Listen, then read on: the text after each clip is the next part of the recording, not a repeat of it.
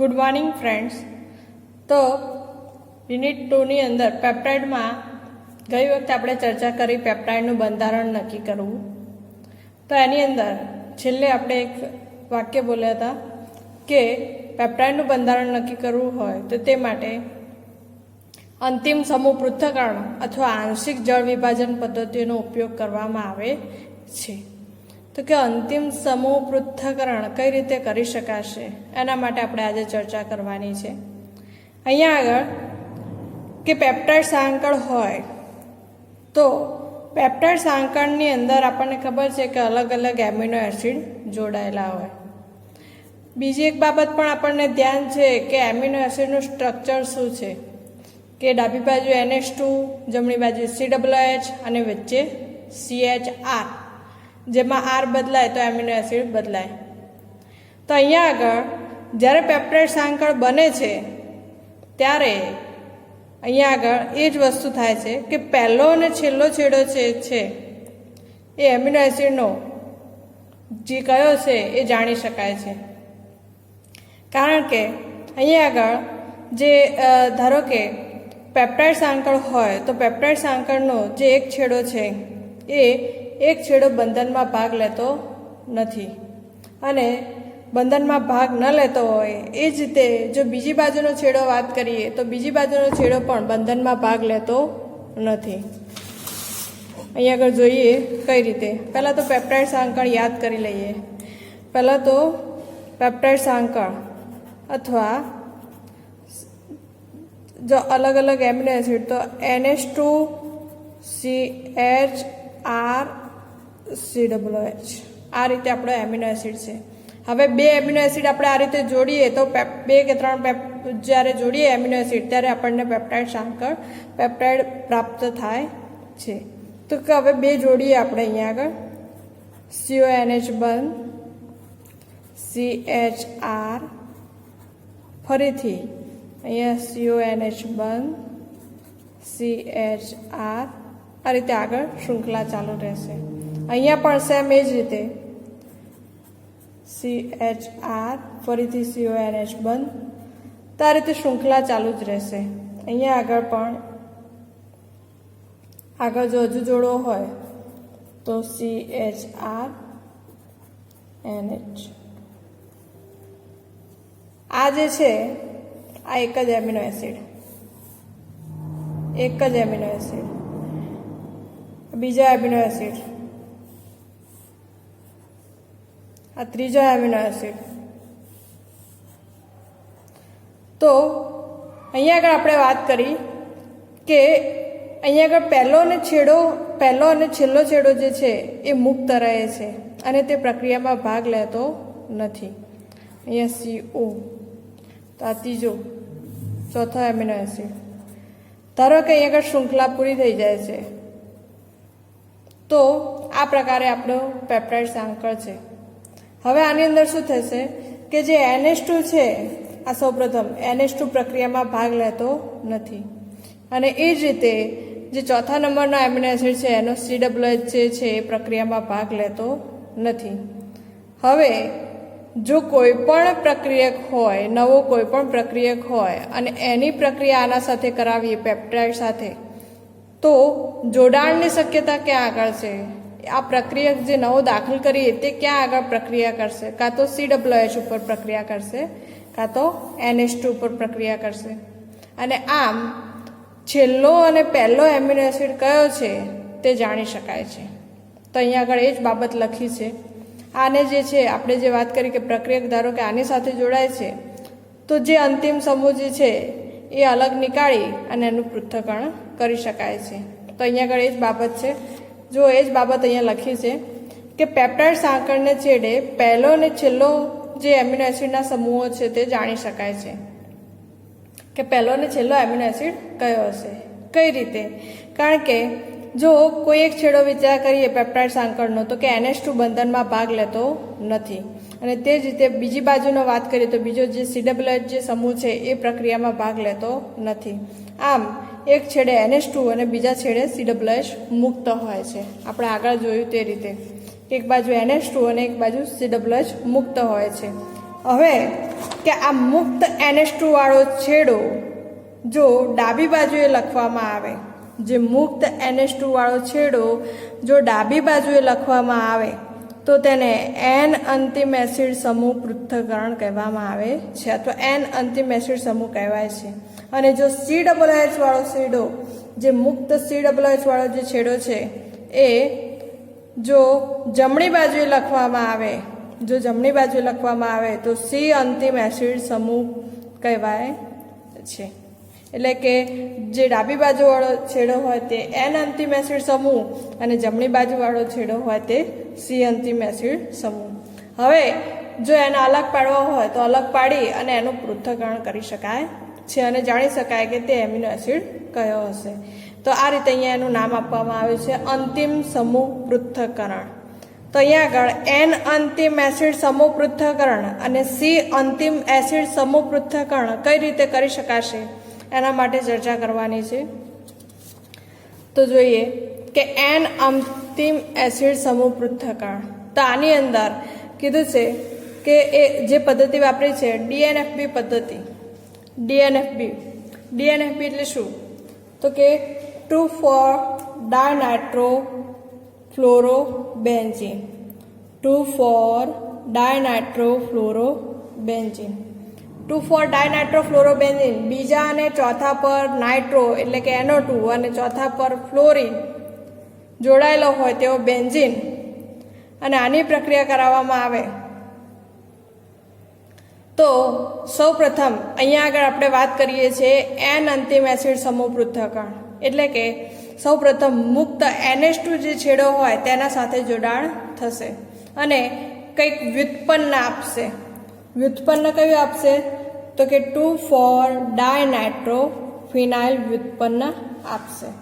અને હવે જો 2,4-ડાયનાઇટ્રો વ્યુત્પન્ન આપણે અલગ કરી દઈએ તો, અને એ અલગ કરવા માટે કઈ પદ્ધતિ વાપરીએ? તો કે જળ વિભાજન પદ્ધતિ વાપરીએ. જલીય HCl સાથે જળ વિભાજન પ્રક્રિયા કરવામાં આવે ને જળ વિભાજન કરીએ તો આ વ્યુત્પન્ન છૂટો પડે છે અને છેલ્લે અન્ય એમિનો એસિડનું મિશ્રણ પ્રાપ્ત થાય છે.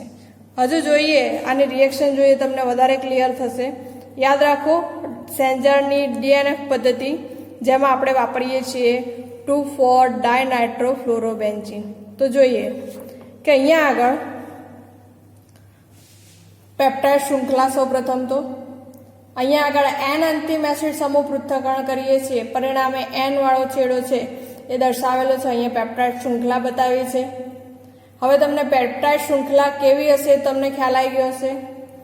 જે પેપ્ટાઇડ જે ચેપ્ટર છે એની અંદર સૌથી સહેલામાં સહેલો પોઈન્ટ હોય તો આ જ છે. તો અહીંયા આગળ જોઈએ હવે આપણું જે પ્રક્રિયક છે એ પ્રક્રિયક દાખલ કરીએ. પ્રક્રિયક કયો છે? DNFB, 2,4-ડાયનાઇટ્રોફ્લોરોબેન્ઝીન. તો અહીંયા આગળ ફ્લોરિન અને નાઇટ્રો જોડાણ પામેલા છે. હવે આ પ્રકારનો જે પ્રક્રિયક છે, જો પ્રક્રિયા કરાવી તો શું થશે? તો ઓનલી સિમ્પલ જોડાણ.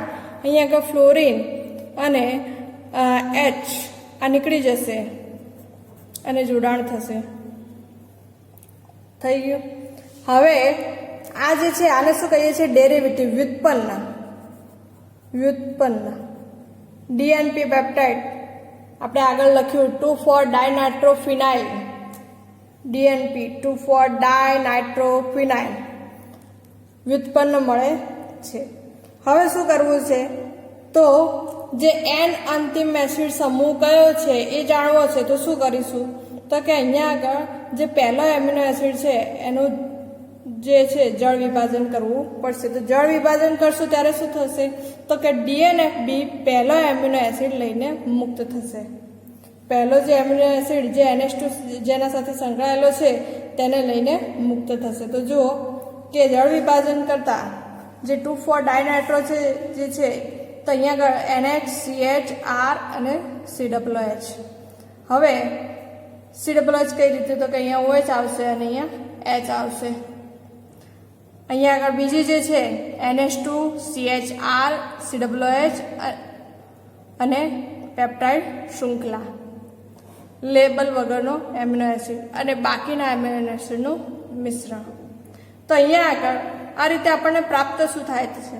કે આખો એમિનો એસિડ હતો એની અંદર સૌપ્રથમ કોઈ પ્રક્રિયક દાખલ કરીએ છીએ અને તેનું જોડાણ થાય છે અને આપણને વ્યુત્પન્ન પ્રાપ્ત થાય છે. ત્યારબાદ ફરીથી શું થશે? ફરીથી જળ વિભાજન કરાવીશું તો કે જે ડાબી બાજુનો જે છેડો છે કે એન વાળો જે છેડો છે એ મુક્ત થશે જળ વિભાજન કરાવતા, અને આમ જે મુક્ત થશે એની અંદરથી DNFB દૂર કરી અને એ એમિનો એસિડ કયો છે તે જાણી શકાશે, અને ત્યારબાદ તેનું પ્રમાણ, મોલ, વજન, અણુભાર વગેરે જાણી શકાશે. તો આ રીતે એન અંતિમ એસિડ સમૂહ પૃથ્થકરણ કરી શકાય છે, જેની આપણે પહેલી પદ્ધતિ જોઈ સેન્જરની DNFB પદ્ધતિ. હવે બીજી પણ આ જ રીતે સિમ્પલ છે કે આ જે એમિનો એસિડ છે બીજી પણ સિમ્પલ છે અહીંયા આગળ કે ફિનાઇલ આઇસોથાયોસાયનેટ. તો અહીંયા આગળ પણ સેમ DNFBની જેમ જ પણ આપણે DNFBની જગ્યાએ શું વાપરીએ છીએ? ફિનાઇલ આઇસોથાયોસાયનેટ. તો અહીંયા આગળ પણ સેમ જ વસ્તુ થશે કે ફિનાઇલ આઇસોથાયોસાયનેટ લો, પેપ્ટાઇડ શૃંખલા લો, બંનેનું જોડાણ થશે, આપણને શું મળશે? તો કે વિસ્થાપિત થાયોયુરિયા વ્યુત્પન્ન. વ્યુત્પન્નમાંથી ફરીથી જળ વિભાજન કરીશું. જળ વિભાજન કરતાં આપણને જે એન અંતિમ સમૂહ જે છે ફિનાઇલ થાયોડેન્ટોઇન આપણને પ્રાપ્ત થશે, અને જે બીજો જે એમિનો એસિડનું મિશ્રણ પ્રાપ્ત થશે. અને આ રીતે આગળ વારંવાર પ્રક્રિયા કરાવવામાં આવે, ફરીથી એની પ્રક્રિયા કરાવવામાં આવે તો આપણને જે બીજો એમિનો એસિડ કયો છે એ આપણે જાણી શકીએ છીએ, અથવા આખી પેપ્ટાઇડ શૃંખલા કઈ છે તે જાણી શકીએ છીએ.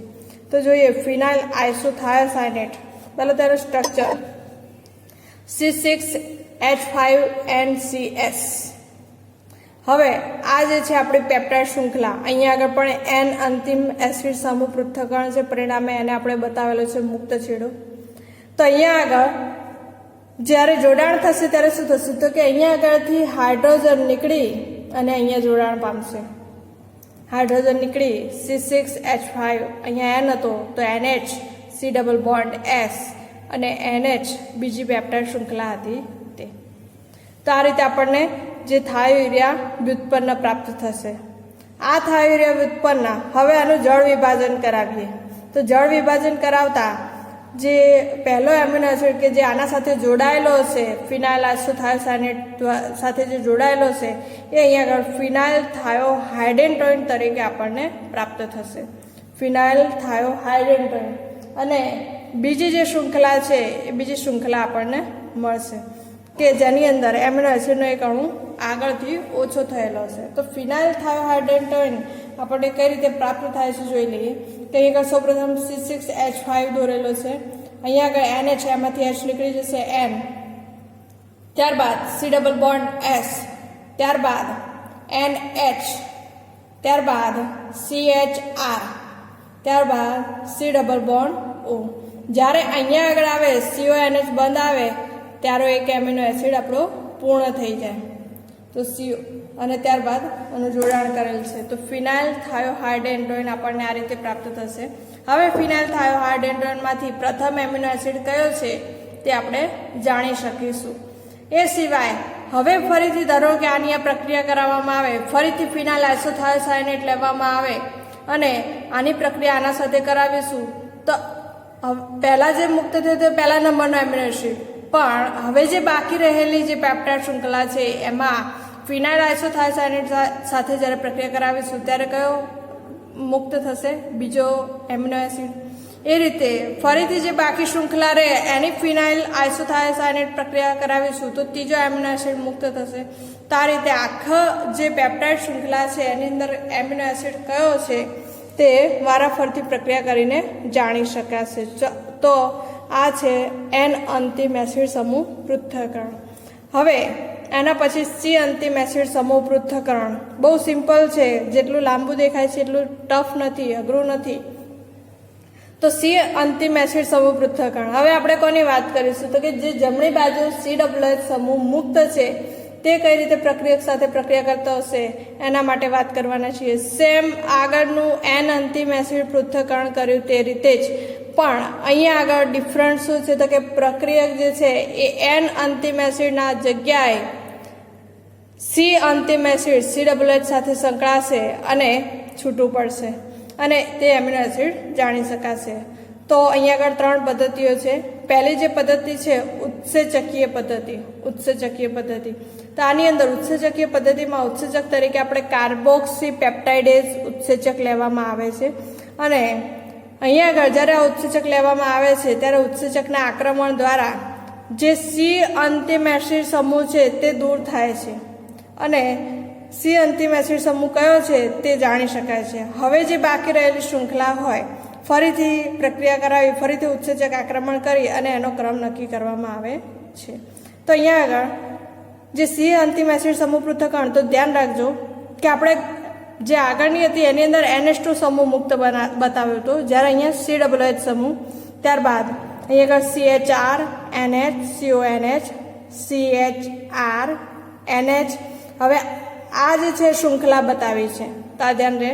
ત્યારબાદ આ પેપ્ટાઇડ શૃંખલા જળ વિભાજન કરાવીશું તો ઓબ્વિયસલી હવે તમને ખ્યાલ આવી શકશે કે અહીંયા જે CONH બંધ છે ત્યાંથી તૂટવાનું ચાલુ થશે. અને તૂટવાનું ચાલુ થશે તો કે આ જે પહેલો એમિનો એસિડ કયો હશે એ આપણને ખબર પડી જશે કે ભાઈ જમણી બાજુ જે એમિનો એસિડ છે એ આ છે એમિનો એસિડ.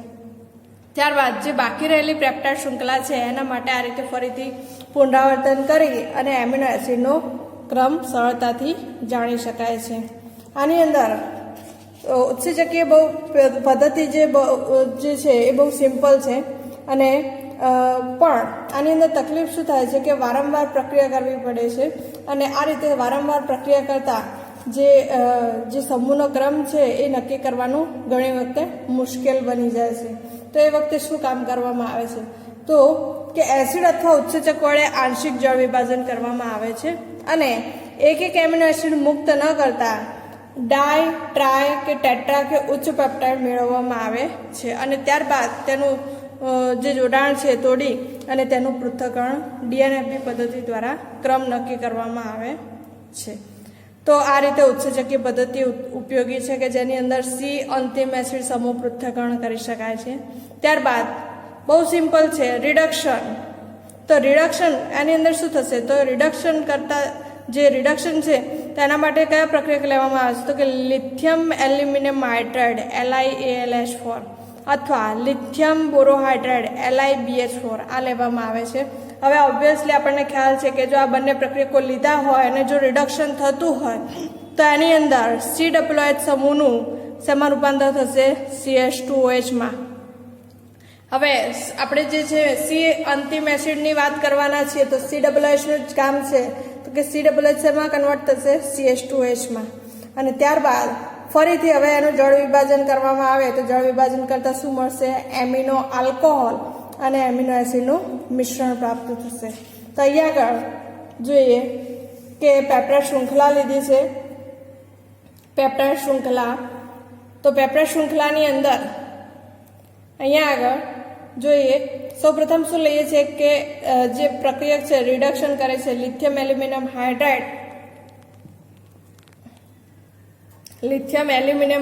અને લિથિયમ બોરોહાઇડ્રાઇડ. જ્યારે આ પ્રક્રિયા કરાવીશું ત્યારે શું થશે COOH નું CH2OH માં રૂપાંતર થશે. તો અહીંયા આગળ જે છે આપણો જે છે કે ભાઈ COOH જે અંતિમ એસિડ સમૂહ છે તેને આપણે શું કન્વર્ટ કરીશું CH2OH માં.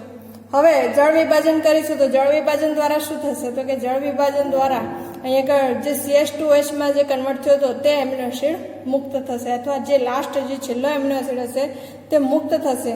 તો અહીંયા આગળ NH2 CHR CH2OH amino alcohol તરીકે આપણને પ્રાપ્ત થશે.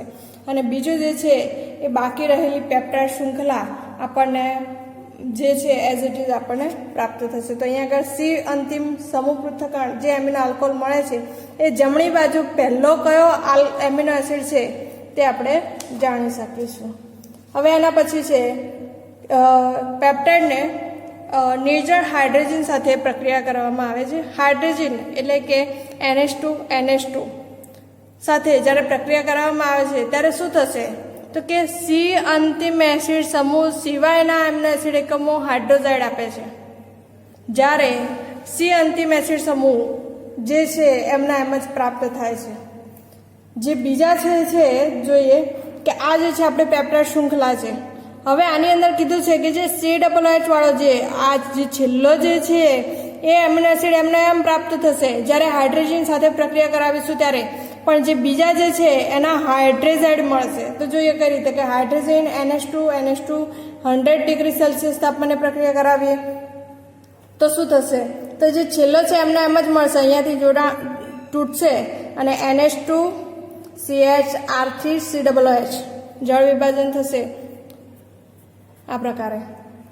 હવે અહીંયા આગળ OH નહીં પણ હાઇડ્રોજન સાથે પ્રક્રિયા કરાવવામાં આવે છે ત્યારે હાઇડ્રોજન સાથે તો અહીંયા NH2 આવશે. આ હાઇડ્રોજનનું સૂત્ર શું છે? NH2. તો અહીંયા આગળ જે હાઇડ્રોજન સિવાયનું જે બાકી રહેશે NH2NH એ અહીંયા આગળ જોડાણ થશે એટલે કે શું મળશે? હાઇડ્રેઝાઇડ. એક હાઇડ્રોજન નીકળીને શું આપશે? હાઇડ્રેઝાઇડ. એ રીતે બધા જે એમિનો એસિડ જે બાકી રહેશે તે બધા હાઇડ્રેઝાઇડ તરીકે આપણને પ્રાપ્ત થશે. જ્યારે જે છેલ્લો હશે C અંતિમ એસિડ સમૂહ તે હાઇડ્રેઝાઇડ આપશે નહીં. સામાન્ય જે એમિનો એસિડ આપણને પ્રાપ્ત થાય તે રીતે પ્રાપ્ત થશે અને એનું પૃથ્થકરણ કરી શકાશે. તો થેન્ક યુ મિત્રો, આટલે સુધી રાખીએ છીએ. આની અંદર જે DNFP પદ્ધતિ છે અને ફિનાઇલ આઇસોથાયોસાઇનેટ એટલે કે N અંતિમ સમૂહ પૃથ્થકરણ કઈ રીતે કરી શકાશે બંને પદ્ધતિઓ તમારે લખીને મૂકવાની રહેશે. Thank you.